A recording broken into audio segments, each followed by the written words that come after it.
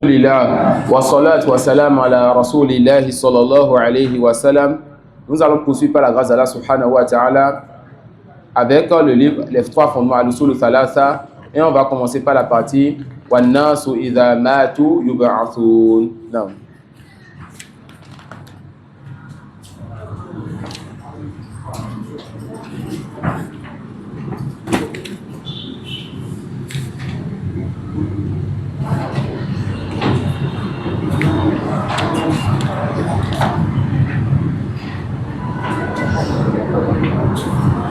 La page 111.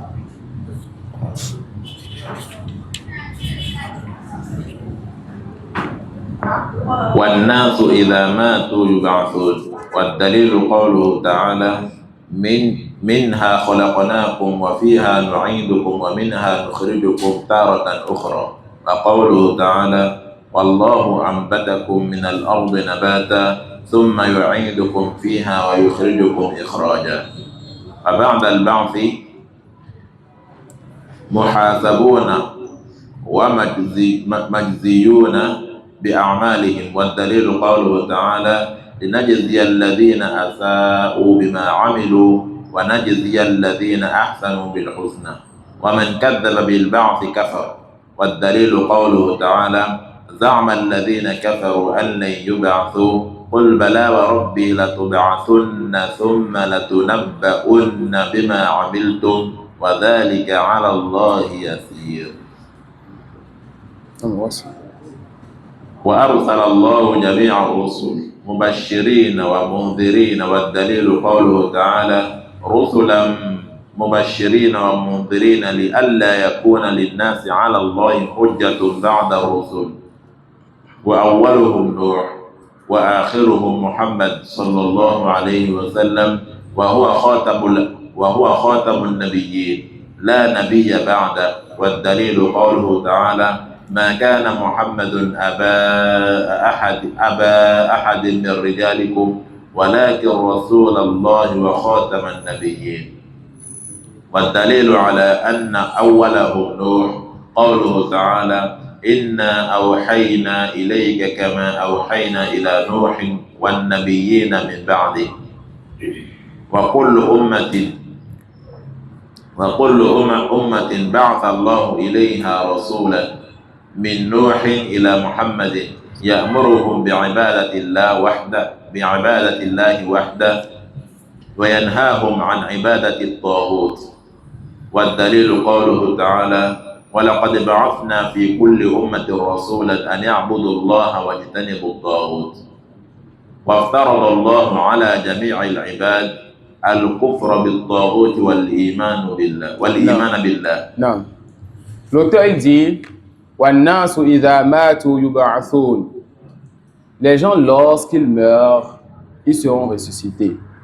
Et les preuves de la résurrection sont multiples, parmi lesquelles Allah subhanahu wa ta'ala dans plusieurs versets nous a rappelé que c'est lui qui fait descendre la pluie du ciel, qui donne, n'est-ce pas, une végétation à la terre, végétation qui, n'est-ce pas, émerveille donc les gens.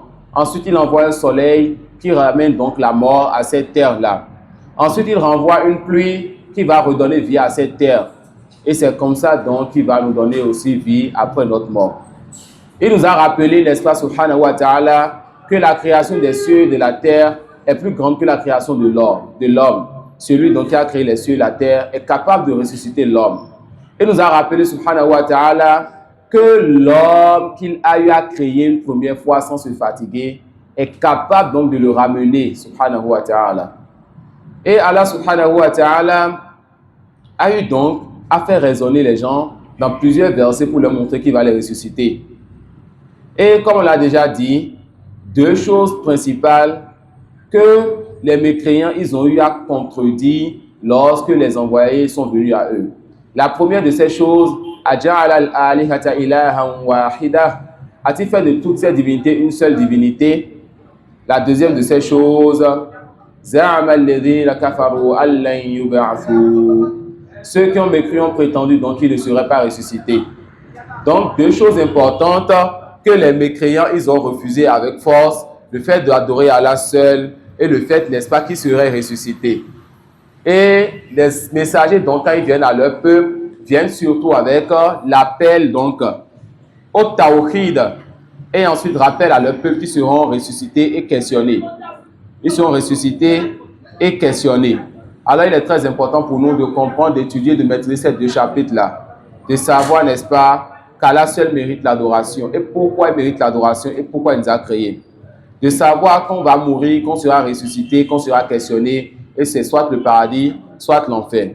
Il dit, وَبَعْدَ الْبَعْثِ مُحَاسَبُونَ وَمَجْزِيُّونَ بِأَعْمَالِهِمْ. Lorsque les gens seront ressuscités, ce sera pour être jugés de leurs œuvres.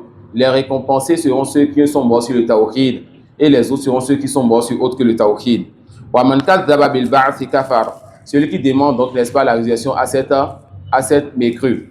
وَأَرْسَلَ اللَّهُ جَمِيعًا الرُّسُلِ مُبَشِّرِينَ وَمُنذِرِينَ. Les messagers sont venus, n'est-ce pas, afin d'annoncer la bonne nouvelle et de mettre en garde. Les messagers sont envoyés afin d'annoncer la bonne nouvelle et de mettre en garde. Et leurs héritiers, donc les savants et les étudiants, annoncent la bonne nouvelle du paradis à ceux qui croient et mettent en garde contre toute personne qui contredit la religion d'Allah et de son messager. Et il dit, Awaluhum Nuh, le premier donc des messagers est Nuh alayhi salam. Avant Nuh, des péchés étaient commis. L'un des enfants de Adam a tué son frère par jalousie. Mais Allah n'a pas envoyé, n'est-ce pas, de messager quand cette jalousie, ce meurtre, qui sont deux péchés et autres que cela ont été faits sur terre comme péché. Mais lorsque les gens ont adoré avec Allah, ceux qui ne méritent pas l'adoration, Allah s'est interdit, n'est-ce pas? Allah s'est interdit de laisser alors sa terre avec le polythéisme. Il a envoyé le premier des messagers, Nuh alayhi salam, qui est venu enseigner le tawhid et qui a dit la ilaha illallah tuflihu à son peuple pendant 950 ans. Ça, c'est la durée de son appel. Pendant ces 950 ans, il les a appelés au tawhid, alayhi salam. Mais ils se sont moqués de lui. Ils se sont détournés de lui. Ils mettaient leurs doigts dans les oreilles. Ils disaient, ne délaissez donc pas vos divinités. Jusqu'à ce qu'Allah donne la permission au ciel de verser sur eux sa pluie et à la terre de faire sortir donc son eau. Et il y a eu donc le déluge que vous connaissez. Allah a sauvé alors Nuh et les croyants parmi eux et a péri ceux qui ont péri parmi lesquels sa femme et son enfant. Et le dernier donc de ces prophètes, c'est le prophète Mohammed sallallahu alayhi wa sallam. Mohammed ibn Abdullah, ibn Abdul Muttalib, ibn Hashim al-Qurashi, le dernier des prophètes et messagers. Fala nabiyya ba'da. Il n'y a donc pas de prophète après lui. Et toute personne qui prétend donc la prophétie après Mohammed sallallahu alayhi wa sallam est un dajjal parmi les dajjalines. Et c'est un grand menteur parmi les grands menteurs que le prophète sallallahu alayhi wa sallam a annoncé, n'est-ce pas?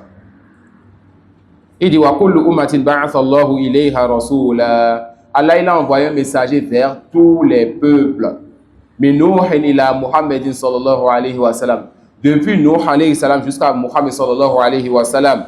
Allah dit wa laqad ba'athna fi kulli ummatin rasula an ya'budu Allaha wa yajtanibu at-taghut. Allah dit qu'il a envoyé dans chaque peuple. Il a envoyé vers chaque peuple un messager afin de dire aux gens adorez Allah et éloignez-vous donc de tout ce qui est adoré en dehors de lui.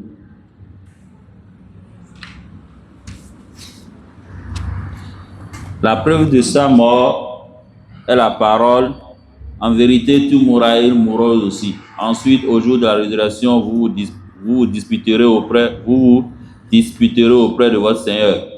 Après leur mort, les gens seront ressuscités. Dans ce verset, Allah subhanahu wa ta'ala nous informe que le prophète sallallahu alayhi wa sallam et ceux vers qui il a été envoyé sont voués à la mort et qu'ils se disputeront auprès d'Allah le jour de la résurrection.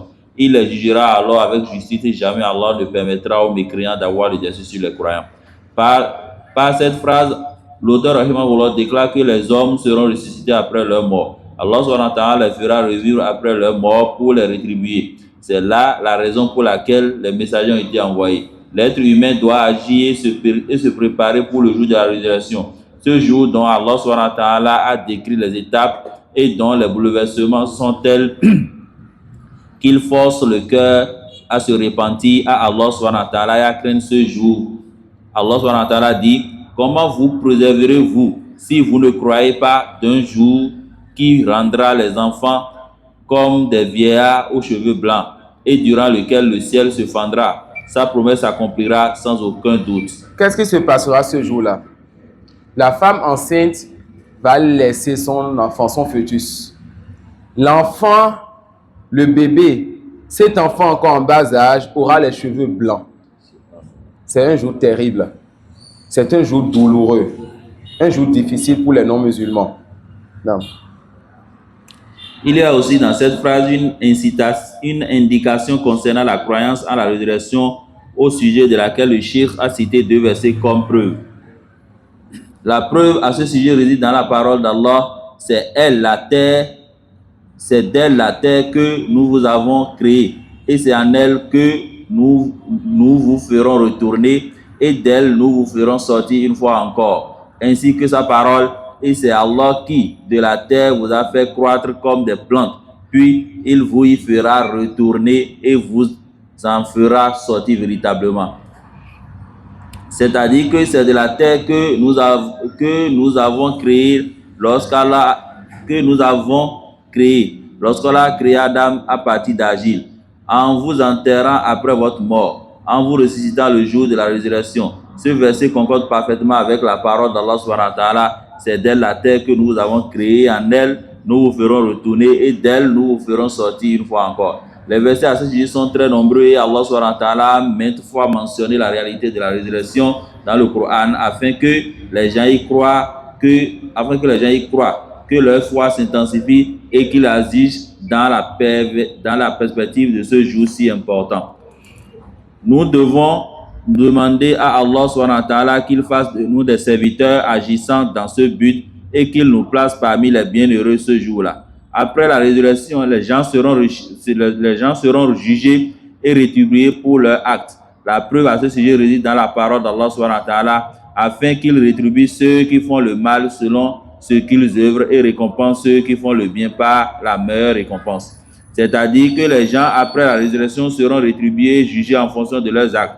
Ils seront ainsi récompensés par le bien s'ils ont bien agi, et par le mal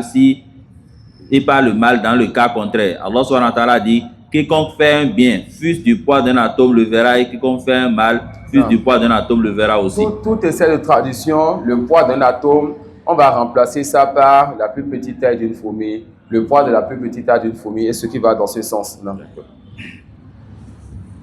Il dit aussi, au sujet de la résurrection, nous placerons les balances actuelles. Nulle âme ne sera lésée, fût-ce du poids d'un grain de moutarde.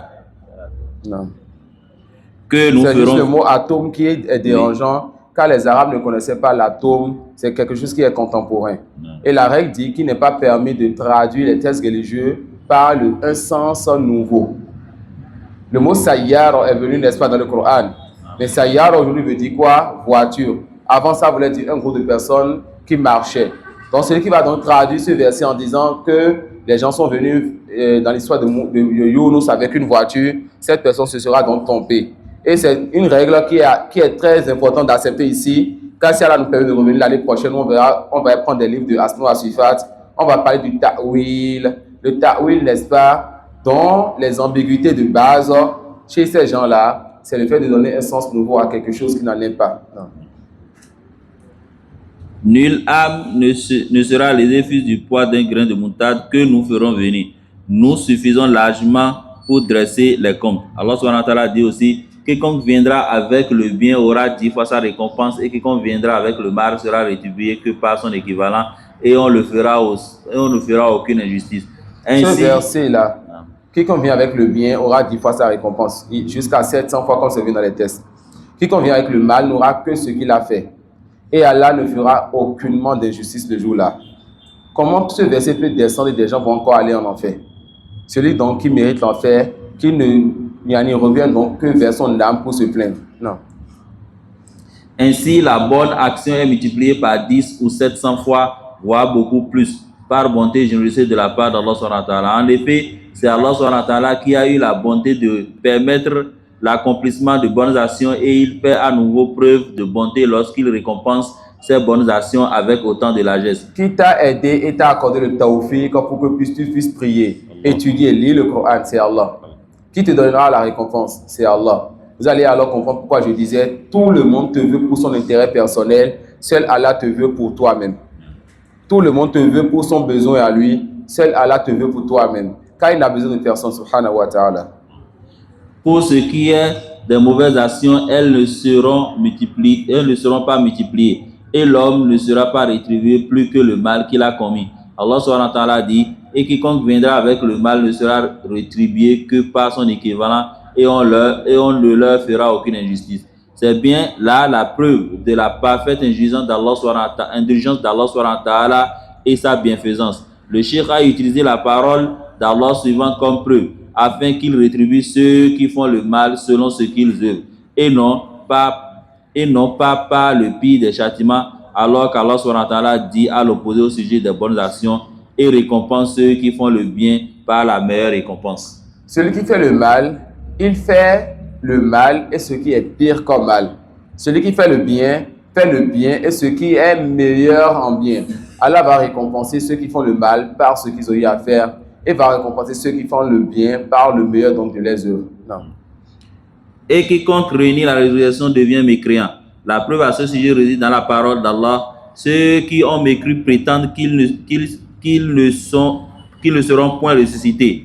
Dis, mais si, par mon Seigneur, vous serez certes ressuscités, puis vous serez informés de ce que vous faisiez. Et cela est facile pour Allah subhanahu wa ta'ala. Quiconque réunit la résurrection devient mécréant en raison de la parole d'Allah subhanahu wa ta'ala. Et ils disent, il n'y a pas pour nous d'autre vie que celle d'ici-bas, et nous ne serons pas ressuscités. Si tu les voyais quand ils comparaîtront devant leur Seigneur, il leur dira, cela n'est-il pas la vérité? Ils diront, mais si, par notre Seigneur, et il dira, goûtez alors au châtiment pour n'avoir pas cru. Allah subhanahu wa ta'ala dit aussi. Ils disent quoi? Que l'homme, quand ils enterrent quelqu'un, ils disent quoi? La personne allait à sa dernière demeure, n'est-ce pas? Pour eux, les choses se limitent dans ce bas monde. Et après ce bas monde, il n'y a donc plus quelque chose. Non. Allah subhanahu wa ta'ala dit, malheur ce jour-là aux négateurs qui démentent le jour de la résurrection. Or, on ne dément que tout transgresseur pécheur qui, lorsque nos versets lui sont récités, dit, ce sont des contes d'anciens. Pas du tout, mais ce qu'ils ont accompli couvre leur cœur. Qu'ils prennent garde. En vérité, ce jour-là, un voile les empêchera de voir leur Seigneur. Ensuite, ils brûleront dans la fournaise. Ça, on leur dira. Qui est-ce que, quand Allah dit qu'un voile les empêchera de voir leur Seigneur, pas de qui? Les mécréants. Alors, c'est une preuve pour nous pour dire quoi? Qu'on verra donc notre Seigneur le jour dernier. Et ceux-là, les innovateurs qui disent qu'on ne verra pas leur Seigneur, ils ont déjà choisi leur place. On leur dira alors, voilà ce que vous traitez de mensonge. Allah dit aussi, mais ils ont plutôt qualifié l'heure de mensonge. Nous avons cependant préparé pour quiconque qualifie l'heure de mensonge un feu ardent. Allah dit aussi, et ceux qui ne croient pas au signe d'Allah et à sa rencontre désespèrent de ma miséricorde. Tous ces versets qui montrent que les gens, ils ont eu à rejeter le fait qu'ils sont ressuscités. Donc, c'est deux choses importantes que vous devez maîtriser et vous devez mettre dans votre prêche. Le fait d'appeler à Allah et de rappeler, n'est-ce pas, que les gens seront ressuscités et récompensés. Le fait de rappeler le paradis et l'enfer. Ces deux choses doivent faire partie des bases du prêche de toute personne qui est sur Manhaj Nubuwa. Appeler au Tawhid et rappeler la résurrection, ce qui se passera après la résurrection. Et ceux qui ne croient pas au signe d'Allah et à sa rencontre désespèrent et de ma miséricorde, et ceux-là auront un châtiment douloureux. Le cheikh, lui, a utilisé le verset suivant comme preuve. Ceux qui ont mécru prétendent qu'ils ne seront point ressuscités. Dit, mais si, par mon Seigneur, vous serez certes ressuscités, puis vous serez informés de ce que vous faisiez, et cela est facile pour Allah subhanahu wa ta'ala. Pour convaincre ceux qui réunissent la réalité de la résurrection, différents arguments peuvent être avancés. Premièrement, la résurrection est un concept qui a été mentionné de si nombreuses fois par les prophètes et messagers dans les livres divins et les législations célestes qu'il ne laisse aucune place au doute. La communauté des prophètes ont accepté cette croyance. Comment donc pouvez-vous le renier alors que vous croyez aisément aux propos qui vous sont rapportés d'un philosophe, d'un penseur ou d'un idéologue, sans que ces propos n'atteignent la notoriété du concept de la résurrection, ni dans la manière dont ils ont transmis, ni par leur conformité à la réalité. Deuxièmement, l'éventualité de la résurrection est confortée par la raison de diverses manières. 1. Nul ne peut nier le fait d'avoir été créé après n'avoir pas existé et d'être apparu après n'avoir pas été. Celui qui l'a créé et l'a fait apparaître après n'avoir pas existé est donc bien capable de le faire revivre comme le dit Allah subhanahu wa ta'ala. et c'est lui qui accomplit la création d'une première fois, puis la recommence, et cela lui est plus facile. Allah subhanahu wa Et il ta'ala, fera venir donc tout un chacun de nous et il va mettre sur nous, n'est-ce pas, cette peau-là, cette chair-là qu'on avait perdue lors de la circoncision. C'est pas juste qu'il va nous ressusciter, il nous ramènera comme il nous a créés avec la chair, n'est-ce pas, que le docteur ou nos parents ont jetée lorsqu'ils nous ont fait la circoncision. De la même façon, on verra toute action qu'on a fait, grand comme petit, le jour-là. Allah mustan. tout comme nous avons créé la première fois, ainsi nous la répéterons. C'est une promesse qui nous incombe et nous accomplirons. Nul ne peut nier l'immensité de la création des cieux et de la terre en raison de leur grandeur, de la somptuosité de leur agencement.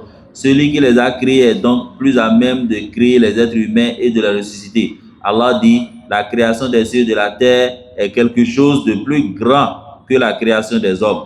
Il dit aussi, ne voit-il pas qu'Allah subhanahu wa ta'ala, celui qui a créé les cieux et la terre, sans que leur création ne lui réduise à l'impuissance, est capable en vérité de redonner la vie aux morts, mais si il est certes capable de toutes choses. Celui qui a créé les cieux et la terre, ne sera-t-il pas capable de créer la même chose? Au contraire, et il est le grand créateur, celui qui sait tout. Quand il veut une chose, son ordre consiste à dire soit et c'est.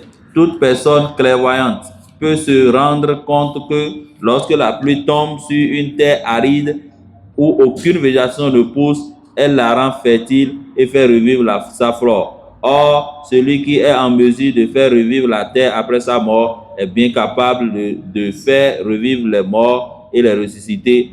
Allah subhanahu wa ta'ala dit, et parmi ces merveilles est que tu vois la terre dure et sans végétation.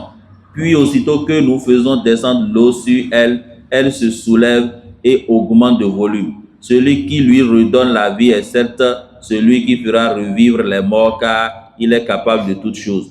Troisièmement, l'expérience et le vécu témoignent de la vraisemblance de la résurrection. Ainsi, Allah subhanahu wa ta'ala nous a fait part de plusieurs événements où les morts ressuscitaient. Il subhanahu wa ta'ala en a mentionné 5 dans la sourate Al-Baqarah, dont le récit suivant. Ou comme celui qui passait par un village désert et dévasté. Comment Allah va-t-il redonner la vie à celui-ci après sa mort? Dit-il. Allah donc le fit mourir et le garda ainsi pendant 100 ans. Puis il le ressuscita en disant, combien de temps as-tu demeuré ainsi? Je suis resté un jour, dit l'autre, ou une partie de la journée. Non, dit Allah, tu es resté 100 ans. Regarde donc ta nourriture et ta boisson. Rien ne s'est gâté, mais regarde ton âne. Et pour faire de toi un signe pour les gens, et regarde ces ossements comme nous les assemblons et les revêtons de chair. Et devant l'évidence, il dit, je sais qu'Allah est capable de toutes choses.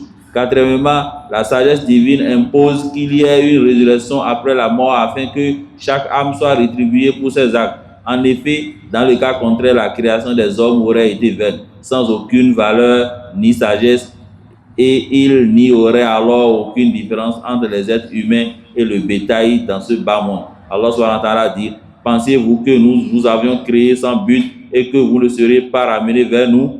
Que soit exalté Allah, le vrai souverain. Pas de divinité digne d'adoration en dehors de lui. Il dit aussi, l'heure va certes arriver, je la cache à peine pour que chaque âme soit rétribuée selon ses efforts. Il dit aussi, et il jure par Allah en prononçant leurs serments les plus solennels. Allah ne ressuscitera pas celui qui meurt. Bien au contraire, c'est une promesse véritable de sa part, mais la plupart des gens ne le savent pas. Il ressuscitera enfin qu'il leur expose clairement ce en quoi ils divergent et pour que ceux qui ont mécru sachent qu'ils étaient des menteurs. Quand nous voulons une chose, notre seule parole est soit et elle est. Il subhanahu wa ta'ala dit enfin, ceux qui ont mécru prétendent qu'ils ne seront point ressuscités. Dit, mais si, par mon Seigneur, vous serez très certainement ressuscités. Puis, vous serez certes informés de ce que vous faisiez et cela est facile pour Allah subhanahu wa ta'ala. Non. Ce qui reste n'est plus beaucoup. On finit Ou bien vous êtes fatigué? On finit, Inch'Allah. Mais vous voulez une pause de 5 minutes d'abord? Non, on finit en même temps. On avance? Okay. On laisse 2 minutes pour celui qui a envie de refaire ses ablutions, Inch'Allah. Quelqu'un veut refaire ses ablutions? Inch'Allah, on continue dans 2 minutes, Inch'Allah. Yani, tous la tête haute, Inch'Allah. Non. Plus de questions sur le fait que chaque âme va répondre à ses actes, plus le poids de folie.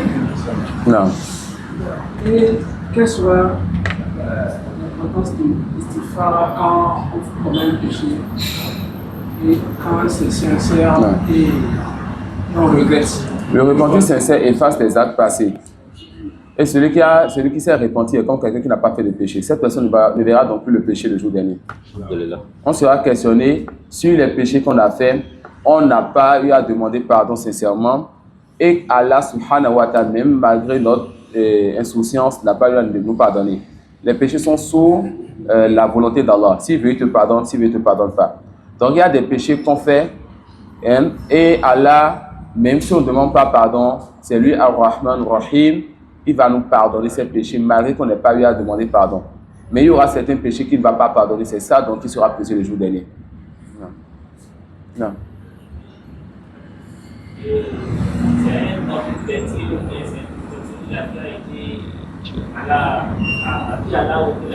Non. Ce qui est apparent, c'est tout simplement une personne lambda qui a dit comment Allah va ressusciter cette terre. Un prophète ne peut pas dire ça. Et un homme vertueux aussi, je ne pense pas. Alors Allah a voulu du bien de lui en lui montrant ces signes. Allah l'a fait mourir, n'est-ce pas, pendant 100 ans. Et l'a ressuscité et lui a montré comment il ressuscite en ressuscitant, n'est-ce pas, sa monture. Et cette personne, Inch'Allah, a cru. Non. Vu la pause, on va profiter, n'est-ce pas, pour répondre à la question de... Il est sorti. Ismaël. On va lui dire ça.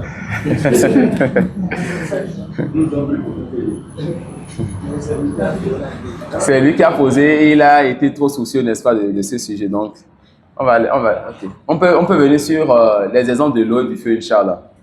Allah subhanahu wa ta'ala dit dans la sourate numéro 13, verset 17, أنزل من السماء ماء فسالت أودية بقدرها فاحتمل السيل زبد رابيا ومما يوقدون عليه في النار ابتغاء حلية أو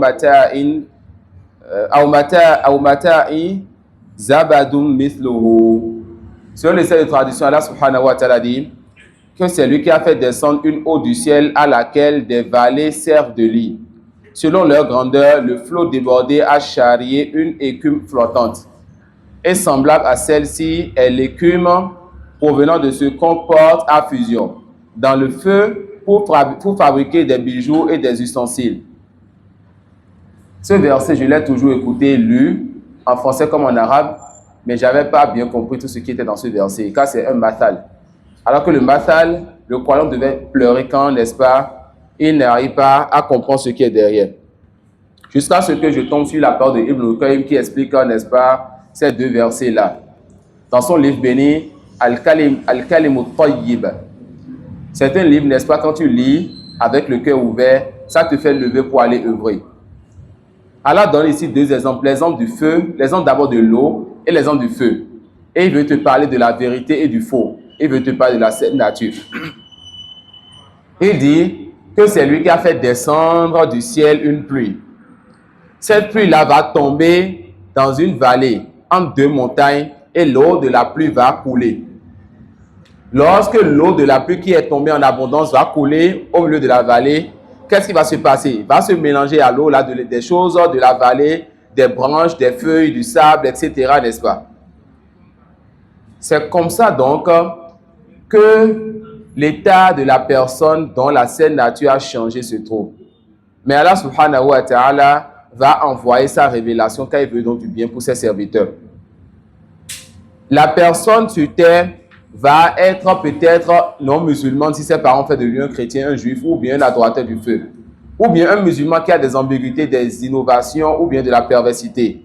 ce mal-là, c'est le mal-là qui s'est ajouté, qui se mélange, n'est-ce pas, à l'eau-là. Mais la révélation n'accepte pas se mélanger.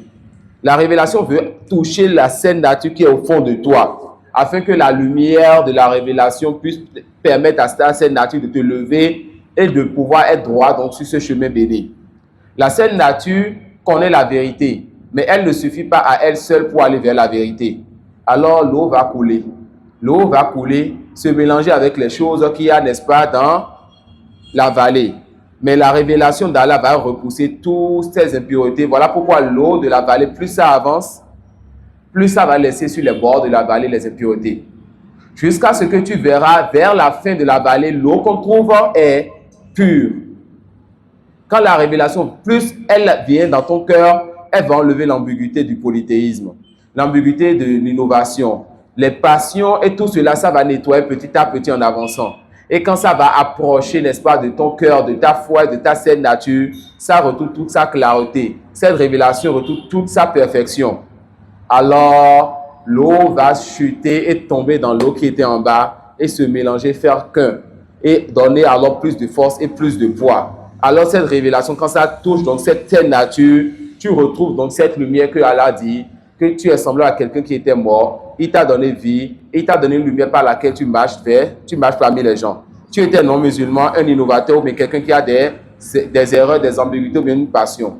Il apporte cette révélation qui va purifier ton cœur et il fait de toi maintenant un prêcheur, un prédicateur qui va alors apporter la lumière à autre que toi. On a compris le premier exemple.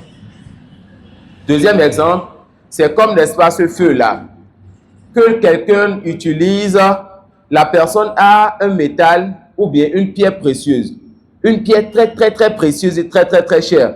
Mais la personne a cette pierre-là qui est entourée de beaucoup de métaux sans valeur. Autour de métaux qui sentent, qui sont sales et sans valeur. La personne donc va mettre le feu là, qui est cette révélation, et patienter pour brûler métal après métal, métal après métal, métal après métal, jusqu'à ce que la personne atteigne, n'est-ce pas, la pierre précieuse qui est au fond, qui est sa saine nature. La révélation va venir s'opposer à tout type d'ambiguïté, de passion et de mal, va les faire disparaître pour que tu puisses trouver la clarté, n'est-ce pas, qu'Allah a mis dans ton cœur, cette pierre précieuse qui est dans cette saine nature. Donc le prédicateur, le prêcheur a besoin, n'est-ce pas, de la patience donc de cette personne qui a tenu ce feu-là et qui va avoir la mauvaise odeur peut-être quand il est en train de travailler, qui va avoir la chaleur peut-être même se brûler. As-sabru ala al-adha fihi. Tu dois patienter sur son chemin là. Et quand tu vas arriver à toucher le cœur donc de cette personne qui était polythéiste, innovateur ou bien pervers, cette personne te remerciera parce qu'elle a trouvé, n'est-ce pas, cet héritage-là prophétique. Elle a trouvé ce bien-là. On a compris les deux exemples? Non. On peut continuer le livre, Inch'Allah. Non, t'as fait de là.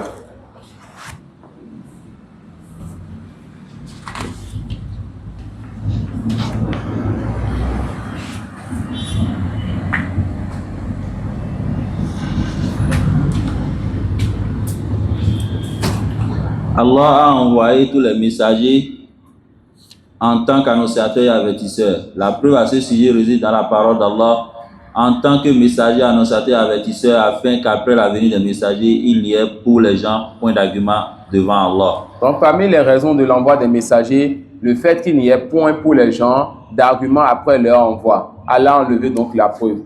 Non. Et ce n'est pas comme nous on fait, on va s'asseoir 2 minutes, 10 minutes, 1 heure de temps avec quelqu'un, on dit c'est un égaré, la preuve est levée sur elle, c'est un innovateur. Nous a fait 950 ans. Mohammed sallallahu alayhi wa sallam, il a eu à faire 23 ans. Tu n'as pas à faire 23 ans ou 1950 ans, mais il faut que tu aies la patience et la science qu'il faut pour vraiment enlever la preuve sur la personne avant de dire que c'est un mécréant, c'était un musulman qui est devenu mécréant ou un musulman qui est devenu innovateur quand il était sur la sunna. L'auteur Rahimahullah explique ici qu'Allah a envoyé tous les messagers en tant qu'annonciateurs et avertisseurs, ainsi qu'il a affirmé Allah subhanahu wa ta'ala en tant que messager, annonciateur et avertisseur. Il annonce donc le paradis à ceux qui leur obéissent et l'enfer à ceux qui leur désobéissent. L'envoi des messagers recèle des sagesses considérables dont l'une des plus importantes, c'est même la plus importante, est d'ôter toute excuse aux gens afin qu'ils n'aient pas d'argument après l'envoi des messagers, comme le dit Allah subhanahu wa ta'ala, afin qu'après la venue des messagers, il n'y ait pour les gens point d'argument devant Allah subhanahu wa ta'ala. Une autre sagesse est que leur envoi fait partie de l'accomplissement du bienfait d'Allah subhanahu wa ta'ala pour ses créatures. En effet, On a déjà dit que dans la parole Bismillahirrahmanirrahim, on comprend qu'Allah il soit miséricordieux. Donc c'est lui qui nous accorde donc la vie et la mort. C'est lui qui nous accorde, n'est-ce pas, la subsistance. C'est lui qui nous accorde ceux que nous aimons. Alors c'est lui qui a envoyé les livres et les messagers par miséricorde pour nous. En effet, la raison humaine aussi développée soit-elle est dans l'incapacité de concevoir en détail les devoirs qui incombent aux créatures envers Allah. La raison peut comprendre de façon générale la vérité, mais le détail de la vérité, la raison a besoin des preuves. Elle ne peut non plus deviner les attributs parfaits d'Allah subhanahu wa ta'ala ni ses noms sublimes. C'est la raison pour laquelle il a envoyé les prophètes qu'Allah les couvre de l'éloge et de salut en tant qu'annonciateur et avertisseur, et il leur a révélé le livre en toute vérité afin de juger les motifs de divergence qui opposent les hommes. Le plus important message que les envoyés ont prêché depuis le premier qui est Noé jusqu'au dernier qui est Muhammad sallallahu alayhi wa sallam est le polythéisme ainsi que l'a déclaré Allah subhanahu wa ta'ala. Nous avons envoyé dans chaque communauté un messager pour leur dire adorez Allah et écartez-vous du tawhid. Allah subhanahu wa ta'ala dit aussi et nous n'avons envoyé avant toi aucun messager à qui nous n'ayons révélé point de divinité en dehors de moi. Adorez-moi donc. Point de divinité. Point de divinité en dehors de moi. On va corriger ça. Point de divinité ne mérite. Point de divinité ne mérite d'être adoré en dehors de moi. Adorez-moi donc. Le premier d'entre eux est Noé et le dernier est Muhammad. La preuve indiqua que Noé est le premier des messagers et la parole d'Allah subhanahu wa ta'ala. Nous t'avons fait une révélation comme nous fîmes à Noé et aux prophètes après lui. Le Cheikh al-Islam Muhammad ibn Abdul Wahhab affirme ici que le premier des messagers est Nuh alayhi salam. Il a utilisé pour cela le verset suivant comme preuve. Nous t'avons fait une révélation comme nous fîmes à Noé et aux prophètes après lui. On rapporte d'ailleurs authentiquement dans le hadith de l'intercession. Les gens se rendront auprès de Noé et lui diront, tu es le premier messager qu'Allah a envoyé aux habitants de la terre. Il n'y a donc pas de messager avant Noé. On concevra donc aisément l'erreur que commettent certains historiens en affirmant qu'Idriss a précédé Noé. Il semble même qu'Idriss soit plutôt un prophète envoyé aux enfants d'Israël. Le dernier... Cheikh Ibn Taymiyyah voit que Idriss n'était pas un prophète venu avant Noé. Et d'autres savants voient que Idriss pourrait être un prophète venu avant Noé. D'accord? Et cela ne contredit pas ce verset. Cela ne contredit pas ce verset. Si Noé est le premier messager, il n'y aurait pas de mal qu'il y ait un prophète avant lui. Vu que eux tous, ils vont encore te dire à la fin que Adam était un prophète d'Allah. Non. Et si je ne m'abuse, Cheikh Al-Oussaïb, il fait partie de ceux qui voient que Idriss était un prophète venu avant Noé. Le premier et le sceau des prophètes est Muhammad sallallahu alayhi wa sallam en raison de la parole d'Allah subhanahu wa ta'ala. Muhammad n'a jamais été le père de l'un de vos hommes, mais le messager d'Allah est le dernier des prophètes, et Allah connaît parfaitement toutes choses. Il n'y aura donc pas de prophète après lui, et quiconque prétend être prophète après lui est un menteur, un mécréant qui a ruiné l'islam. Allah a envoyé un messager à chaque communauté depuis Noé jusqu'à Muhammad sallallahu alayhi wa sallam qui leur ordonne d'adorer Allah exclusivement et leur interdit d'adorer le tawhid. C'est-à-dire qu'Allah a envoyé à chaque communauté un messager qui les invite à adorer Allah exclusivement et leur interdit de commettre les actes de polythéisme. La preuve à ce sujet est la parole d'Allah subhanahu wa ta'ala. Il n'est pas une nation qui n'ait déjà eu d'avertisseur. Il dit aussi, nous avons envoyé dans chaque communauté un messager pour leur dire, adorez Allah et écartez-vous du tawhid. La preuve à ce sujet réside dans la parole d'Allah subhanahu wa ta'ala. Nous avons envoyé dans chaque communauté un messager pour leur dire, adorez Allah et écartez-vous du tawhid. Allah a imposé à tous les serviteurs de réunir le tawhid et de croire en Allah. Ibn al-Qayyum, qu'Allah lui fasse miséricorde, a dit, le tawhid est tout ce... On n'a pas encore lu cette partie-là. T'as fait de là.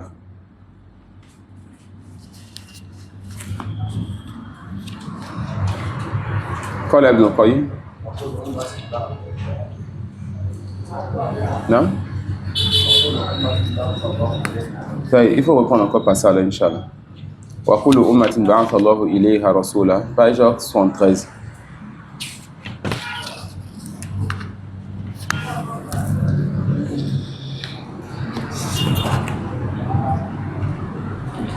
وكل أمة بعث الله إليها رسولا من نوح إلى محمد يأمرهم بعبادة الله وحده وينهاهم عن عبادة الطاغوت. والدليل قوله تعالى: ولقد بعثنا في كل أمة رسولا أن يعبدوا الله واجتنبوا الطاغوت. وافترض الله على جميع العباد الكفر بالطاغوت والإيمان بالله. قال ابن القيم رحمه الله تعالى: معنى الطاغوت ما تجاوز به العبد حده من معبود أو متبوع أو مطاع. والطواغيت كثيرة ورؤوسهم 5: إبليس لعنه الله ومن عبد وهو راض، ومن دعا الناس إلى عبادة نفسه، ومن ادعى شيئا من علم الغيب، ومن حكم بغير ما أنزل الله. والدليل قوله تعالى: لا إكراه في الدين قد تبين الرشد من الغي، فمن يكفر بالطاغوت ويؤمن بالله فقد استمسك بالعروة الوثقى لا انفصام لها والله سميع عليم. هذا معنى لا إله إلا الله. وفي الحديث: رأس الأمر الإسلام وعموده الصلاة وذروة سنامه الجهاد في سبيل الله والله أعلم. Non. L'auteur, il parle maintenant de ce qu'on appelle le tawhid. Car Allah subhanahu wa ta'ala dit: وَلَقَدْ بَعَثْنَا فِي كُلِّ أُمَّةٍ رَسُولًا أَنْ يَعْبُدُوا اللَّهَ وَاجْتَنِبُوا الطَّاغُوتَ. On a certes envoyé dans chaque communauté un messager pour dire aux gens: adorer Allah et délaisser le tawhid. Le tawhid, alors, c'est quoi? Il dit: وَافْتَرَضَ اللَّهُ عَلَى جَمِيعِ الْعِبَادِ الْكُفْرَ بِالطَّاغُوتِ وَالْإِيمَانَ بِاللَّهِ. Allah a donc rendu obligatoire à tout le monde de me croire au tawhid et de croire en Allah. C'est donc quoi le tawhid? Bon, les savants donnent plusieurs définitions. Ibn al-Qayyim donne une définition qui est jami'a, une définition, n'est-ce pas, qui est un peu plus générale et qui regroupe toutes ces choses. Il dit, rahimahullah: معنى الطاغوت ما تجاوز به العبد حده من معبود أو مطاع أو متبوع أو مطاع. Que le tawhid, c'est tout ce par quoi le serviteur a dépassé ses limites, les limites qu'Allah lui a mis, que ce soit, n'est-ce pas, quelque chose qu'il adore, que ce soit quelque chose qu'il suit ou quelqu'un qu'il suit, ou que ce soit, n'est-ce pas, que ce soit quelque chose ou quelqu'un à qui il obéit. Donc celui donc qui va donner le droit d'adoration à autre qu'Allah a pris cette autre-là comme tawhid. Celui qui va donc suivre quelqu'un en dehors de Muhammad sallallahu alayhi wa sallam dans une législation, mais dans cette religion, a pris cette personne comme tawhid. Et celui, n'est-ce pas, qui va obéir à quelqu'un qui dit le contraire de ce qu'Allah dit. Allah dit halal, il dit haram. Allah dit haram, il dit halal. Cette personne a pris donc celui-là comme tawhid. Il dit wa tawaghit kathira. Les tawaghit sont de plusieurs types. Ru'usuhu khamsa. Leurs têtes sont au nombre de 5. Al-Iblis, la tête donc des tawaghit, Iblis, le diable. La'anahu Allah, qu'Allah le maudisse. Wa man ubida wa huwa rabbin. Celui qu'on adore. On a dit tout à l'heure que celui qui adore autre qu'Allah comme tawhid, mais à condition que ce que tu adores soit satisfait. Les anges sont adorés dans les cieux et sur la terre. Les gens sont adorés par les gens sur la terre. Et Isa alayhi salam est adoré. Certains compagnons comme Ali sont adorés par les Shia, mais ils ne sont pas des tawaghit car ils ne sont pas satisfaits de l'adoration que les gens leur vouent. Wa man da'a an-nasa ila ibadati nafsi. Et celui qui appelle donc les gens à adorer leur personne, et ça c'est beaucoup plus chez les soufis. Wa man idda'a shay'an min ilmi al-ghayb. Toute personne qui prétend quelque chose de la science de l'invisible. L'invisible fait partie des choses qui sont particulières à Allah. Et il dévoile de son invisible ce qu'il veut à ses messagers. Et l'invisible que Allah il a gardé pour lui, celui qui prétend cette chose fait partie des tawaghit. Wa man hakama bi ghayri ma anzalallah. Celui qui juge par autre que ce que Allah il a révélé fait partie donc des tawaghit. Et le fait de juger par autre que ce qu'Allah a révélé, la base, c'est que ça fait partie du shirk al-asghar. Ça fait partie du petit polythéisme, pas du grand polythéisme.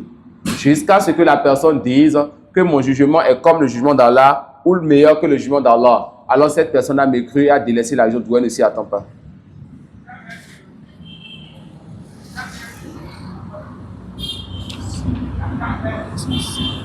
La preuve à ce sujet réside dans la parole. Nous avons envoyé dans chaque communauté un messager pour dire adorer Allah et écartez-vous du tawhid. Allah a imposé à tous les serviteurs de renier le tawhid et de croire en Allah. Ibn al-Qayyim rahimahullah a dit: le tawhid est tout ce par par le biais duquel le serviteur outrepasse les limites, qu'il s'agisse d'un être adoré, suivi ou obéi. La preuve de ce sujet, la parole d'Allah subhanahu wa ta'ala, il n'est pas une nation qui n'ait déjà eu un avertisseur. Il dit aussi, nous avons envoyé dans chaque communauté un messager pour leur dire adorer Allah et Kati ou Tawgut. C'est bien là le sens de l'attestation de la foi, la ilaha illallah. Il n'y a de divinité en droit d'être adoré si ce n'est Allah. Le Cheikh al-Islam Ibn Taymiyyah signifie par là que la croyance en l'unicité d'Allah subhanahu wa ta'ala ne peut être complète qu'en adorant Allah l'unique et sans associé et en réunissant le Tawgut, chose qu'Allah subhanahu wa ta'ala a imposée à ses serviteurs. Remarque, le pluriel de Tawgut est Tawari. Le terme Tawgut dérive du substantif Tughyan, qui signifie outrepasser les limites. Allah subhanahu wa ta'ala fait usage de ce terme lorsqu'il dit: c'est nous qui, quand l'eau déborda, nous avons chargé sur l'arche. C'est-à-dire que lorsque l'eau dépassa ses limites habituelles, nous avons transporté sur l'arche, nous vous avons transporté sur l'arche, qui est un terme désignant le navire de Noé. D'un point de vue terminologique, la meilleure définition qui a été donnée est celle d'Ibn al-Qayyim, rahimahullah, qui a dit du Tawgut qu'il s'agit de tout ce par le biais duquel le serviteur outrepasse ses limites, qu'il s'agisse d'un être vivant ou d'un être suivi, obéi ou adoré. Cependant, les gens pieux ne doivent pas être considérés comme les Tawarites, même s'ils sont suivis, obéis ou adorés. Ainsi, les statues qui sont adorées en dehors d'Allah subhanahu wa ta'ala sont des Tawarites. Les savants du mal qui invitent à l'égarement, à la mécréance, à l'innovation, à légitimer ce qu'Allah prohibe ou à interdire ce qu'Allah autorise sont des Tawarites. De même, ceux qui embellissent aux dirigeants le fait de délaisser la législation islamique pour les législations importées qui s'opposent au système de la religion islamique sont aussi des Tawarites. En effet, ceux-là ont outrepassé leurs limites. Ainsi, la limite du savant est de se conformer aux enseignements du prophète Mohammed sallallahu alayhi wa sallam, car les savants en vérité sont les héritiers des prophètes. Ils héritent de leur science, de leurs actes, de leur éthique, de leur prédication et de leurs enseignements.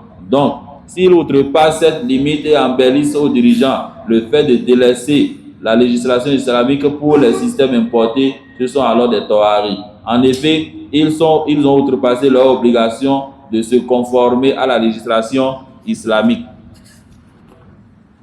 Quant au terme obéi que l'auteur rahimahullah a utilisé, il désigne par là les dirigeants auxquels on obéit par conviction religieuse ou par nécessité. Les dirigeants auxquels on obéit par conviction religieuse sont ceux qui ordonnent de faire ce qui est conforme aux ordres d'Allah subhanahu wa ta'ala et de son messager sallallahu alayhi wa sallam. Tant qu'ils font cela, le terme Tawagit ne s'applique pas à eux. Le devoir des gouvernés envers eux est de les écouter et de leur obéir. L'obéissance que les gouvernés vouent aux dirigeants, si la condition précédente est remplie, revient à obéir à Allah subhanahu wa ta'ala. C'est pourquoi il convient à se rappeler, lorsque l'on exécute un des ordres du dirigeant pour lequel on se doit de lui obéir, que l'on est en train d'adorer Allah subhanahu wa ta'ala et de se rapprocher de lui en lui obéissant. Ceci afin que l'exécution de cet ordre soit considérée comme un acte nous rapprochant d'Allah subhanahu wa ta'ala. Il convient donc de se rappeler cela, car Allah subhanahu wa ta'ala dit: ô vous les croyants, obéissez à Allah et obéissez aux messagers et à ceux d'entre vous qui détiennent le commandement. Pour ce qui est de l'obéissance aux dirigeants par nécessité, elle découle du fait que si le pouvoir des dirigeants est fort, les gens leur obéiront en raison de cette force, même si cela ne se fait pas par conviction religieuse. En effet, l'obéissance aux dirigeants peut se faire par conviction religieuse et c'est ce qui est le plus bénéfique, tant pour les dirigeants que pour les gouvernés. L'obéissance peut aussi être la conséquence de la puissance et de la force du dirigeant que les gens redoutent et craignent, car ils savent qu'il sera impitoyable envers qui lui désobéira. C'est pourquoi nous affirmons que les gens peuvent vivre différentes situations avec leurs dirigeants. Première situation, lorsque la conviction religieuse des gens et l'autorité du dirigeant sont au plus haut, c'est là la meilleure et la plus éminente des situations. Deuxième situation, lorsque la conviction religieuse des gens et l'autorité du dirigeant sont faibles, c'est là la pire des situations et la plus dangereuse pour la société, tant au niveau des dirigeants que des gouvernés. En effet, quand la conviction religieuse et l'autorité du dirigeant s'amenuisent, c'est l'anarchie de la pensée, de la morale et des actes qui s'installent. Troisième situation, lorsque la conviction religieuse est faible, mais que l'autorité du dirigeant est forte, c'est là une situation intermédiaire. En effet, si l'autorité du dirigeant est forte, cela présente un intérêt certain pour la communauté en apparence. Si en revanche le dirigeant n'a plus d'autorité sur les gouvernés, inutile de décrire alors l'état de la communauté et la fourberie de leurs œuvres. Quatrième situation, lorsque la conviction religieuse est forte, mais que l'autorité du dirigeant est faible, la communauté paraîtra alors moins bien portante que dans la troisième situation. Cependant, la relation en privé du serviteur avec son Seigneur sera plus complète et d'un degré supérieur. Les Tawarites sont nombreux, mais leurs meneurs sont au nombre de 5. Iblis, qu'Allah le maudisse, celui qui est satisfait de l'adoration qu'on lui voue. C'est le pluriel de Tawut dont nous avons déjà donné l'explication, c'est-à-dire leur chef et guide. Iblis n'est autre que Satan le maudit, le damné, à qui Allah SWT dit « Et sur toi sera ma malédiction jusqu'au jour de la rétribution ». Iblis était en compagnie des anges et accomplissait les mêmes œuvres qu'eux. Mais lorsqu'il fut sommé de se prosterner devant Adam, le mal, l'orgueil et la vanité qui sommeillent en lui se réveillèrent. Le mal, l'orgueil et la vanité qui sommeillent en lui. Oui. Donc, il avait, n'est-ce pas, dans son cœur, tous ces mots-là, même s'il adorait Allah depuis longtemps, même s'il pouvait rester dans les assises des anges, et Allah sait ce qu'il y a dans son intérieur, il sait ce que Iblis il est en réalité. Donc, Allah subhanahu wa ta'ala a voulu éprouver Iblis en créant Adam pour la terre. Inni ja'ilun fil ardi khalifa. Quand Allah a créé Adam, c'est pourquoi? C'est pour, n'est-ce pas, être sur la terre avec sa descendance et avoir la suprématie sur la terre. Mais il a créé au paradis d'abord, afin qu'il sache, n'est-ce pas, cette demeure dernière qui sera la vie éternelle, vers laquelle Adam reviendra avec sa descendance. Et il a créé au paradis, n'est-ce pas, afin que Adam soit une épreuve pour Iblis. Certes, il a demandé aux anges et à ceux qui étaient avec les anges, dont Iblis qui n'était pas un ange, mais un djinn, il leur a demandé tous de se prosterner devant Adam. Alors Iblis s'est pris d'orgueil et Allah a dévoilé donc sa réalité. Allah éprouve comme il veut, qui il veut, afin de dévoiler la réalité de ces gens. Il refusa donc de se prosterner, s'enorgueillit et devint mécréant. Il fut alors chassé de la miséricorde divine. Allah pour un péché, il fut chassé de la miséricorde divine. Combien donc sont nos péchés? Et lorsque nous demandâmes aux anges de se prosterner devant Adam, ils se prosternaient à l'exception d'Iblis qui refusa sans flamme d'orgueil et fut parmi les mécréants. C'est-à-dire qu'il est satisfait du fait qu'on l'adore à la place d'Allah. Cet être est aussi un des meneurs des Tawarites, qu'Allah nous en préserve. C'est-à-dire celui qui est satisfait qu'on l'adore aussi fait partie des meneurs des Tawarites. Non. Cela est valable dans le cas où cet être est adoré de son vivant, mais aussi s'il est adoré après sa mort, s'il meurt en étant satisfait de cette adoration.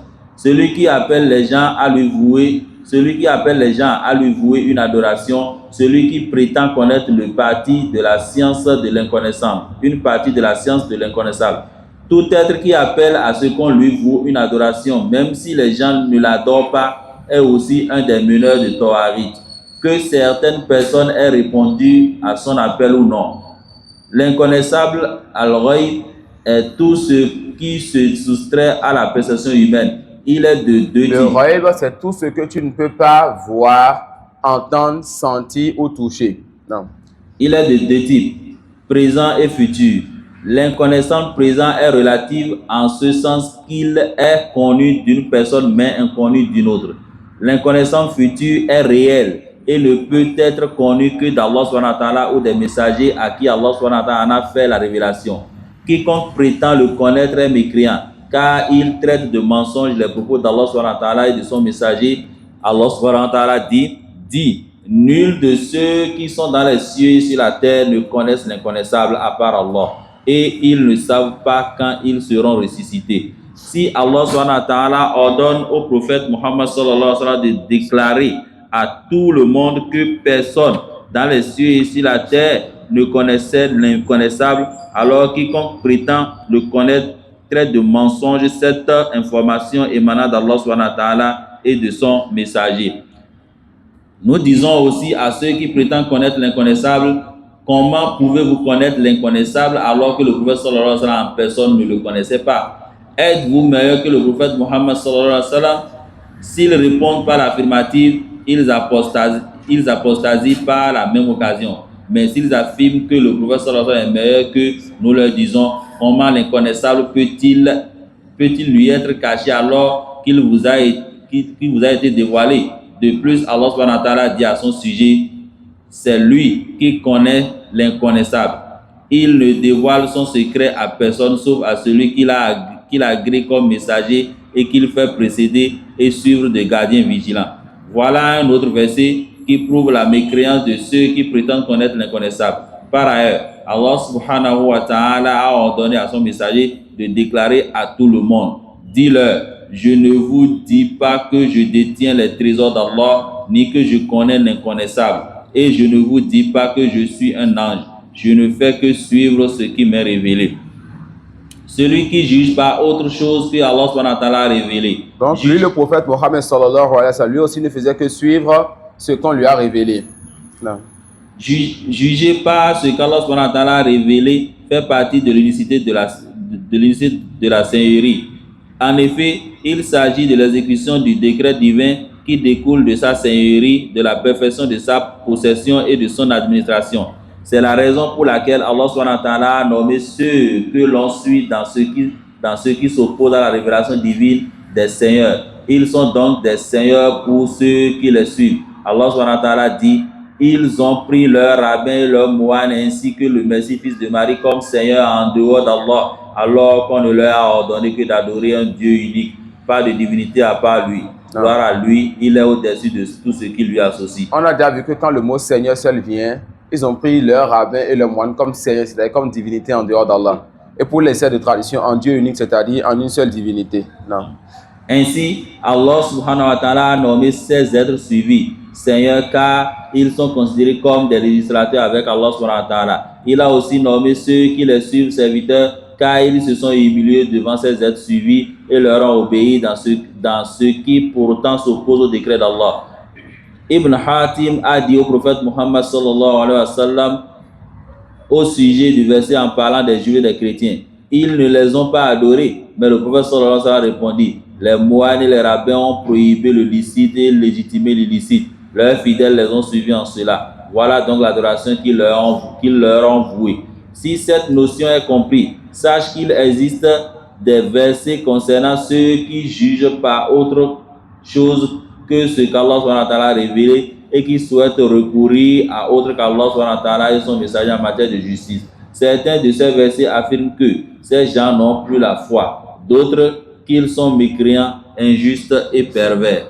Concernant le premier type de verset... Et ces trois choses que le cheikh va citer, ce n'est pas la grande mécréance, ni la grande injustice, ni ni la grande perversité. Mais c'est la petite mécréance, la petite injustice et la petite perversité, jusqu'à ce que la personne dise avec sa bouche que la loi que j'ai utilisée est comme ou meilleure que la loi d'Allah. Concernant le premier type de verset, un exemple... Essaye de patienter, on est déjà au bout du tunnel. Non. Un exemple est le verset suivant. N'as-tu pas vu ceux qui prétendent croire à ce qu'on a fait descendre vers toi, ô prophète, et à ce qu'on a fait descendre avant toi? Ils veulent prendre pour juge le Tawhut, alors que c'est en lui qu'on leur a ordonné de ne pas croire. Mais le diable veut les égarer très loin dans l'égarement. Et lorsqu'on leur dit: venez vers ce qu'Allah a fait descendre et vers le messager, tu vois les hypocrites s'écarter loin de toi. Comment agiront-ils quand un malheur les atteindra à cause de ce qu'ils ont préparé de leurs propres mains? Puis ils viendront alors près de toi jurant par Allah: nous n'avons voulu que le bien et la réconciliation. Voilà ce dont Allah subhanahu wa ta'ala fait Et voilà ce dont Allah subhanahu wa ta'ala sait ce qu'ils ont dans leur cœur. Ne leur tiens donc pas rigueur. Exhorte-les et dis-leur les paroles convaincantes pour leurs âmes. Nous n'avons envoyé de messagers que pour qu'ils soient obéis par la permission d'Allah. Si, lorsqu'ils se sont fait du tort à eux-mêmes, ils venaient à toi en implorant le pardon d'Allah, et si le messager demandait le pardon pour eux, ils trouveraient certes Allah très accueillant au repenti, miséricordieux. Les soufis utilisent donc cette partie du verset pour dire qu'il est permis donc d'invoquer le prophète sallallahu alayhi wa sallam et les morts en dehors d'Allah. Pourquoi? Car Allah a dit quoi?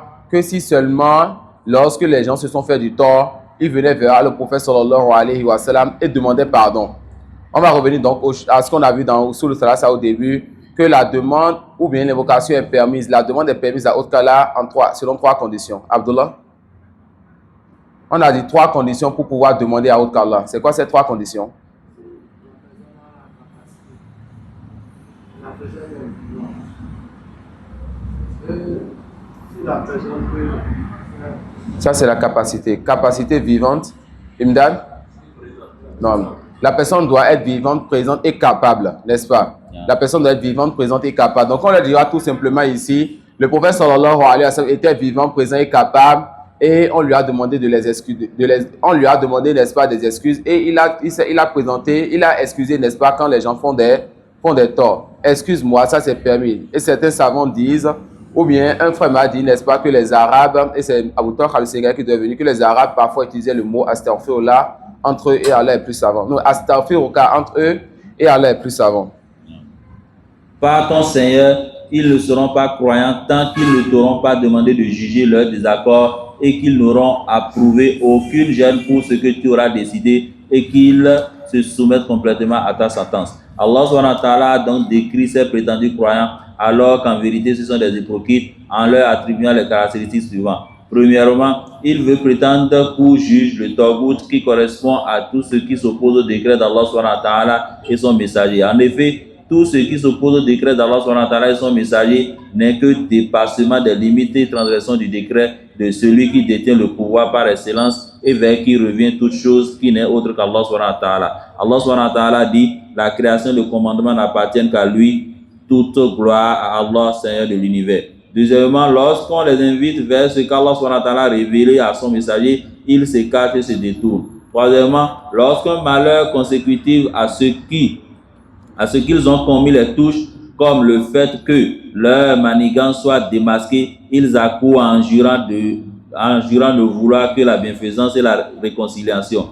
Ils sont comme ceux qui aujourd'hui refusent les lois islamiques et jugent selon les lois qui s'y opposent en prétendant que c'est là un acte de bienfaisance adopté à la situation contemporaine. Puis Allah subhanahu wa ta'ala a mis en garde ces prétendus croyants aux caractéristiques mentionnées ci-dessus en affirmant qu'ils connaissaient parfaitement le contenu de leur cœur et leurs pensées cachées qui contredisent leurs propos. Il a aussi ordonné à son prophète sallallahu alayhi wa sallam de les exhorter et de tenir des propos convaincants envers eux. Il a ensuite expliqué que la sagesse de l'envoi du messager est qu'il soit obéi et suivi, lui et non autre quelle que soit la force de sa pensée et l'ampleur de sa perception. Enfin, Allah subhanahu wa ta'ala a juré par le pouvoir qu'il détient sur son messager, qui est une des catégories de sa seigneurie la plus spécifique, car elle implique l'authenticité du message de son prophète sallallahu alayhi wa sallam. Il a donc juré de façon solennelle que la foi d'un serviteur ne peut être complète qu'à 3 conditions. Premièrement, que le recours en justice soit fait auprès du prophète sallallahu alayhi wa sallam pour tout différent. Deuxièmement, que les cœurs s'apaisent à l'écoute de son jugement et qu'ils n'éprouvent aucune angoisse ni gêne à ce sujet. Troisièmement, que son juge soit accepté et exécuté sans écart ni paresse. Concernant le second type de verset, il s'agit du verset du genre suivant. Et ceux qui ne jugent pas d'après ce qu'Allah a fait descendre, les voilà les mécréants. Et ceux qui ne jugent pas d'après ce qu'Allah a fait descendre, les voilà injustes. Et ceux qui ne jugent pas d'après ce qu'Allah a fait descendre, les voilà les pervers. On peut se poser la question suivante. Ces trois qualificatifs s'appliquent-ils à un seul sujet, en ce sens que toute personne ne jugeant pas selon ce qu'Allah a révélé est à la fois mécréante, injuste et perverse. En effet, Allah a décrit les mécréants comme étant injustes et pervers en disant « Et ce sont les mécréants qui sont les injustes ». Et Allah dit aussi... J'ai un oustaz sur lequel je lisais le Coran en Mauritanie et c'est lui qui m'a fait mémoriser l'Amiatul Arab de Shamfara. Hafizullah, actuellement il est à Dubaï, qu'Allah le préserve. Sur ce verset, une fois on échangeait, il dit, ça je l'ai pris de lui ensuite, j'ai lu ça dans un livre ensuite. Wal kafiruna humu zalimun, que les mécréants, c'est eux les injustes. Il dit donc, louange à Allah qui n'a pas dit wal zalimuna humul kafirun, que les injustes, c'est eux les mécréants, qui donc n'est pas injuste. Non. Donc tout mécréant est injuste et pervers. 2. Et l'oustaz en question, c'est un Guinéen qui était un étudiant en sciences en Mauritanie. Et nous profitons des petits comme des grands. J'étais plus âgé que lui en âge, mais il était plus âgé que moi en sciences. Hafizullah. Ou bien, ces qualificatifs s'appliquent à des sujets différents en fonction de la raison qui les a poussés à ne pas juger selon ce qu'Allah a révélé. Cette dernière éventualité me paraît plus correcte, mais Allah est plus savant. Nous disons donc, si une personne ne juge pas selon ce qu'Allah a révélé par dédain ou mépris envers la loi divine, ou croit qu'une autre loi peut être plus avantageuse et plus bénéfique pour les créatures, ou pense que cette loi est équivalente à la loi d'Allah, cette personne... Mettez 2 traits sous les conditions là. Que la personne pense que sa loi est comme la loi d'Allah, ou que sa loi est meilleure que la loi d'Allah. C'est de lui que le jugement là, c'est sur lui que ce jugement là va tomber. Non. Cette personne devient alors mécréante d'une façon qui l'exclut de l'islam. C'est le cas, par exemple, de ceux qui élaborent pour les gens des lois qui s'opposent à la législation islamique afin que celle-là soit une voie à suivre. Or, ces gens n'ont élaboré ces lois s'opposant à la législation islamique qu'après s'être convaincus qu'elles sont plus avantageuses et plus bénéfiques pour les créatures. En effet, on sait par nécessité rationnelle et spontanéité naturelle que personne ne délaisse une voie pour une autre, s'y opposant sans considérer que la seconde est meilleure et la première déficiente. Dans le cas où une personne ne juge pas selon ce qu'Allah a révélé, sans dédaigner ni mépriser la loi d'Allah, et sans croire qu'une loi autre que la sienne est plus avantageuse que lui ou autre, cette personne est alors injuste et non pas mécréante. Et la gravité de son... Et selon une compréhension, elle est mécréante d'une petite mécréance, pas la mécréance qui fait sortir de l'islam. Donc ce verset-là tombe aussi, n'est-ce pas, le verset de la mécréance tombe aussi sur celui qui a jugé pas autre que la loi d'Allah, mais cette personne sait, n'est-ce pas, que sa loi n'est pas comme ou meilleure que la loi d'Allah. On dira tu es injuste, pervers et mécréant, mais d'une mécréance qui est quoi? La petite mécréance. Et la gravité de son injustice dépend de la loi choisie et des moyens mis en œuvre pour l'appliquer.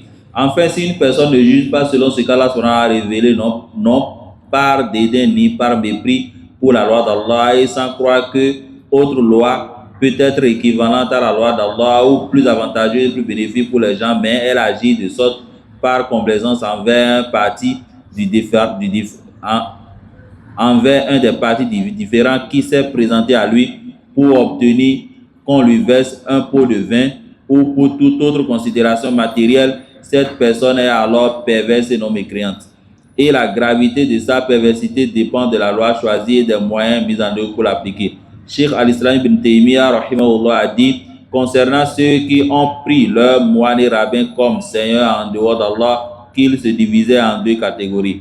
Première catégorie, ceux qui savent que ces moines et rabbins ont modifié la religion d'Allah, mais les suivent tout de même concernant cette loi modifiée. Ils sont donc convaincus que ce qu'Allah a interdit leur est licite et ce qu'il a rendu licite leur est interdit, suivant ainsi leur chef, bien qu'ils sachent pertinemment qu'ils sont en contradiction avec la religion des messagers. C'est là une forme de mécréance qu'Allah et son messager ont nommé polythéisme. Seconde catégorie, Ceux qui croient sincèrement que ce qu'Allah subhanahu wa ta'ala a permis est licite et ce qu'il a prohibé est interdit, mais obéissent tout de même à leurs moines et rabbins en désobéissant ainsi à Allah subhanahu wa ta'ala comme le ferait un musulman en commettant un péché qu'il sait pourtant être un péché. Ces personnes ont le même statut que ceux qui commettent les péchés. Il convient cependant de faire une différence entre le fait de légiférer de manière globale et les cas isolés où les magistrats jugent par autre chose que ce qu'Allah a révélé. En effet, les situations où on légifère de manière générale ne sont pas concernées par la classification précédente. Elles n'entrent que dans le cadre de la première catégorie, car le législateur qui conçoit une législation complète s'oppose à l'islam ne le fait que parce qu'il est convaincu qu'elle est plus avantageuse que l'islam et plus bénéfique pour les gens, ainsi que nous l'avons expliqué ci-dessus. Ce problème, je désigne par là le problème du jugement par autre chose que ce qu'Allah a révélé, est un des plus importants problèmes dont souffrent les dirigeants de nos jours. On ne doit donc pas se précipiter en les jugeant de façon injuste, mais Et plutôt... ça, c'est la méthodologie des Khawarij, le fait de rendre mécréants les dirigeants qui ont jugé par autre que la loi d'Allah. Rendre mécréants les dirigeants qui ont jugé par autre que la loi d'Allah. Ensuite, rendre mécréant tout le gouvernement parce que le gouvernement n'a pas eu à s'opposer aux dirigeants. Ensuite, rendre mécréant tout l'État, tout le pays parce que les gens n'ont pas eu à s'opposer, n'est-ce pas, et marcher et sortir contre le dirigeant. Du coup, il n'y a plus de musulmans, n'est-ce pas, dans les pays musulmans aujourd'hui chez eux. Non. Mais plutôt attendre que la vérité s'éclaircisse. En effet, cette question revêt une importance toute particulière et c'est pourquoi nous demandons à Allah subhanahu wa ta'ala d'améliorer les dirigeants des musulmans et leur entourage. Voilà donc la voix des gens de la Sunna, invoquée pour les dirigeants musulmans. Non. Et la voix des Ikhwan, des Sururi, des Khawarij et autres, c'est d'invoquer contre le dirigeant musulman. Non. D'autre part, il est du devoir de ceux à qui Allah subhanahu wa ta'ala a octroyé la science de clarifier cette question aux dirigeants afin que les preuves et les arguments soient établis et clarifiés à leurs yeux. Les gens de la Sunna, c'est eux vraiment les hommes. Devant le public, ils disent qu'Allah bénisse et préserve leurs dirigeants musulmans. On ne parle pas du dirigeant non musulman ici. Du dirigeant musulman. Et quand ils ont la capacité de se mettre devant le dirigeant musulman, ils lui disent donc, voici, tu as fait ceci, c'est une erreur. Allah dit ceci, corrige cela. Les autres, ils sont hors des pays musulmans, protégés par les gouvernements et la diplomatie des pays non musulmans. Et ils disent donc, ce dirigeant est injuste, sortez donc contre ce dirigeant. Et toi, tu as déjà fait sortir ta femme et tes enfants avant de demander aux autres d'aller prendre les armes et les pierres pour lancer contre les grenades et les fusils. Non.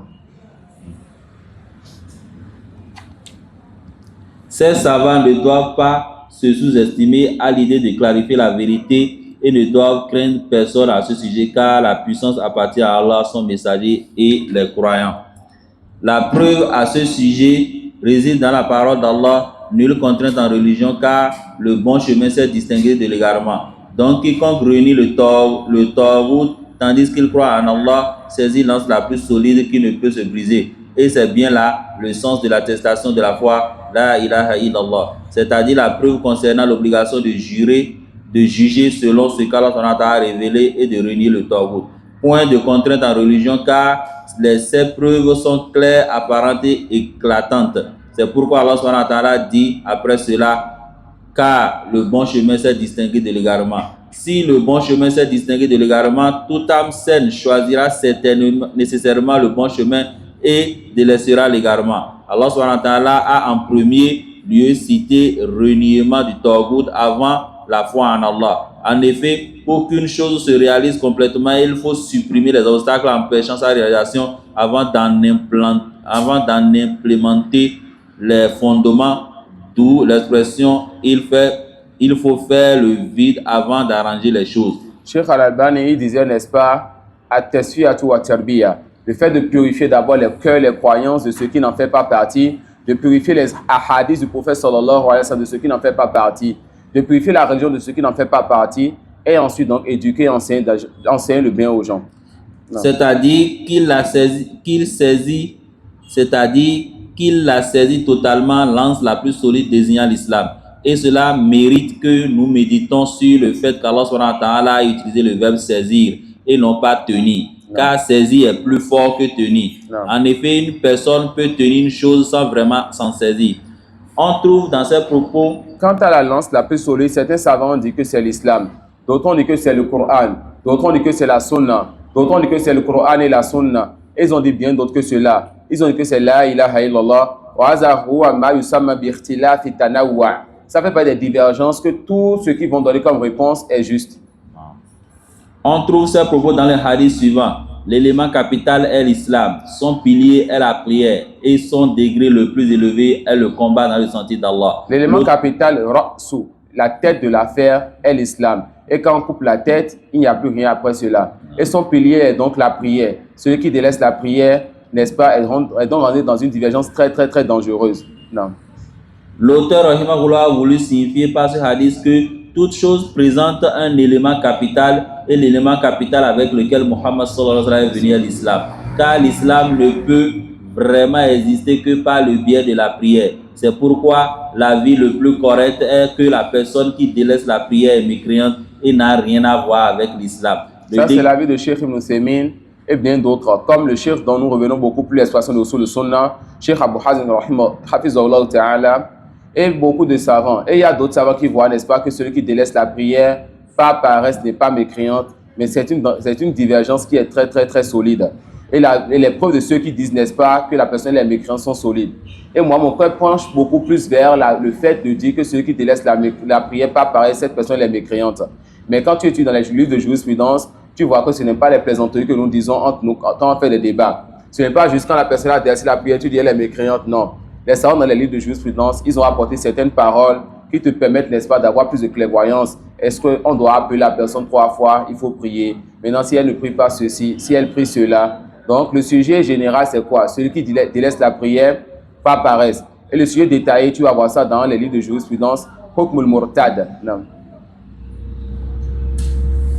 Le degré de l'islam le plus élevé, plus complet, et le degré de l'islam le plus élevé, le plus complet est le combat sur le sentier d'Allah. En effet, lorsque l'individu corrige son âme, il essaie ensuite de corriger autrui par le biais du combat dans le sentier d'Allah. Et il le faut, lorsque l'eau remplit le verre, l'eau là doit couler. Il le faut, la perfection de chaque personne est dans le fait d'apprendre, de mettre en pratique, de patienter quand elle fait donc l'appel. Il le faut, quand tu n'appelles donc pas au bien, le mal va se propager. Si ça ne te touche pas, alors que dire alors de tes proches? Afin que l'islam, il essaie ensuite de corriger autrui par le biais du combat dans le sentier d'Allah, afin que l'islam s'établisse et que la parole d'Allah soit la plus haute. Ainsi, quiconque combat pour la parole d'Allah soit la plus haute, combat réellement dans le sentier d'Allah. Et le combat est considéré comme le degré de l'islam le plus élevé, car c'est par son moyen que l'islam a prééminence sur les autres religions. Donc ceux qui disent que l'islam ne sert pas, on dit à un musulman, l'islam s'est propagé avec l'épée. Certains musulmans disent non, l'islam ne s'est pas propagé avec l'épée. Nous disons oui, l'islam a eu, n'est-ce pas, à se propager en partie avec l'épée et beaucoup avec, n'est-ce pas, la science. Non. Allah est le plus savant, car Allah couvre le loge et de salut sa famille et ses compagnons. Le Cheikh al-Islam Muhammad ibn Abdul Wahhab rahimahullah a conclu son épître en attribuant la science absolue à Allah subhanahu wa ta'ala et en l'invoquant pour ce qu'il couvre d'éloges et son salut sur son prophète Muhammad sallallahu alayhi wa sallam. C'est ainsi que prennent fin les 3 fondements et leurs commentaires. Nous demandons à Allah subhanahu wa ta'ala d'en récompenser l'auteur de la meilleure des façons, de nous octroyer une partie de la récompense et de la rétribution liée à cet ouvrage et de nous réunir avec l'auteur dans la demeure de sa félicité. Il est certes magnanime et généreux. Louange à Allah, Seigneur de l'univers, et que les salut, la prière, le salut. Et que les éloges et les salutations soient sur le prophète sallallahu alayhi wa sallam. Le dernier livre qu'on a fini avec notre Cheikh Hafizahullah Ta'ala, il avait dit une phrase bénéfique: Al-Dhafaru liman sabar. Al-Dhafaru, la réussite, la victoire, liman sabar, pour celui qui a patienté. Et notre Cheikh nous dit souvent de prendre l'habitude, quand on a ouvert un livre, de patienter jusqu'à ce qu'on ferme ce livre. Et il dit, n'est-ce pas, qu'ils ont eu à voir, et il a eu à faire environ 17 ans en Arabie Saoudite, qu'ils ont eu à voir certains de leurs machis, Hafizahullah wa rahimahullah, à la moite, qui, n'est-ce pas, commençait un livre, ne finissait pas. Il commençait le livre 2 mois après, il n'a pas fini, il prend un autre livre. Et il dit souvent, cela est dû au fait, n'est-ce pas, que Cheikh, lorsqu'il était alors étudiant, il ne prenait pas la patience, il n'avait pas la patience de finir les livres. Celui qui a la patience aujourd'hui, quand il commence un livre, de finir ce livre, demain, quand il sera oustaz ou Cheikh, quand il commencera, il finira donc ses livres. Et c'est ça donc qui est la baraka. Et avec ça, par la grâce d'Allah, on a fini le premier livre de Tawhid de cette Daoura. Et quand le premier est fini, le reste ira plus vite, Inch'Allah. Si ceci est fini, vous avez compris, vous avez révisé comme cela se doit, vous avez mémorisé comme on l'a demandé, le reste est facile car on ne veut que continuer à parler du Tawhid. Vous n'allez pas être ennuyé, Inch'Allah. Il y a beaucoup de sujets qu'on a laissés derrière pour vous et il y a beaucoup qu'on a vu ici. Aujourd'hui, c'est le jeudi, c'est à quelle heure la révision? 1 heure avant le Maghrib, n'est-ce pas? Non. Aujourd'hui, il y a révision, donc comme vous le savez, 1 heure avant le Maghrib. On demande donc à tout et chacun, n'est-ce pas, de faire les pauses pour être présent. Ne venez pas, n'est-ce pas, sans vos cahiers et ne venez pas sans avoir rien révisé. Révisez comme vous le faites déjà et révisez dans la journée. Et quand vous allez vous asseoir, n'est-ce pas, fermez les cahiers après avoir révisé. Et quand les mouchrifounes, vos superviseurs vont poser les questions, levez la main, car ils veulent désigner ceux qui ont levé la main. Ils vont désigner quelqu'un subitement seulement quand ils vont voir que cette personne baisse trop la tête. On a délaissé beaucoup de choses. Nos familles, nos biens et plein de choses, notre confort. Pour, n'est-ce pas, venir dormir sur des nattes pendant combien de jours? 30 jours, voire 60 jours. Il ne sert donc pas d'être négligent et de quitter ici, n'est-ce pas, sans avoir pris cette science pour laquelle on a délaissé ce qu'on a délaissé. Qu'Allah nous accorde plein de récompenses pour ces assises. Et Inch'Allah, il n'y aura pas d'assises après le jour. Reposez-vous et révisez. 1 heure avant le Maghrib, il y aura alors la révision. Et demain, on commence, Inch'Allah, un nouveau livre qui sera les 4 règles. Et on espère qu'Allah nous prête longue vie dans son obéissance. Wa jazakumullahu khairan. Wa subhanaka wa bihamdik. Ashhadu an la ilaha illa anta wa astaghfiruka wa atubu ilayk.